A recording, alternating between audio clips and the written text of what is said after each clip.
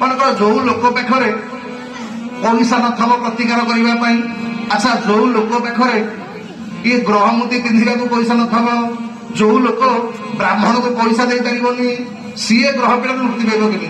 ଆଜ୍ଞା ସଭା ଶେଷରେ ପରାଶର ଲେଖିଲେ, ଏ ବାପା ମାନେ ମା ମାନେ ଶୁଣ, ଯୋଉମାନଙ୍କର ଗ୍ରହ ଖରାପ ପଡିଛି, ଜ୍ୟୋତିଷ କହିଛି ବାପା ତୋର ଅମୁକ ଖରାପ ପଡିଛି, ତୋର ସମୁଖ ଖରାପ ପଡିଛି, ଜମା ବ୍ୟସ୍ତ ହେବେନି।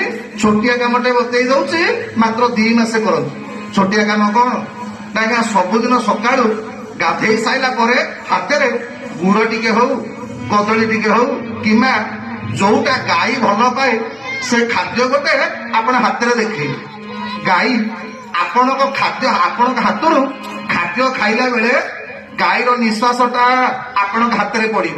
ଆଉ ଖାଇସାରିଲା ପରେ ଗାଈ ଯଦି ଆପଣଙ୍କ ହାତକୁ ଚାଟି ଦେଲା, ଆଜ୍ଞା 2 ମାସ ପର୍ଯ୍ୟନ୍ତ ଆପଣଙ୍କ ହାତକୁ ଗାଈ ଚାଟି ଦଉ, ଆଜ୍ଞା ଆପଣଙ୍କୁ ଗ୍ୟାରେଣ୍ଟି ଦଉଛି ଚନ୍ଦ୍ରକଳ୍ପେଶ୍ୱର ମନ୍ଦିରରେ, ଆଜ୍ଞା ମୁଁ କହୁନି ପରାଶର ଗ୍ୟାରେଣ୍ଟି ଦେଇଛନ୍ତି, ଯାହା ହାତଟା 2 ମାସ ଗାଈ ଚାଟିବ ତାର କୌଣସି ଦୁର୍ଭାଗ୍ୟ ରହିବନି, ଗ୍ୟାରେଣ୍ଟି ଆପଣ ମାନେ। ଆଜିକାଲି କଳିଯୁଗ ଲୋକଙ୍କ ପାଖରେ ଆଉ ଗାଈ ରଖିବାକୁ ସମୟ ଅଛି? ଏବେ ଲୋକ ଗାଈ ରଖିବେନି, ଏବେ କୁକୁର ପ୍ରତିଯୋଗିତା ଚାଲିଛି ଆଜ୍ଞା। ମାନେ କାହା ଘରେ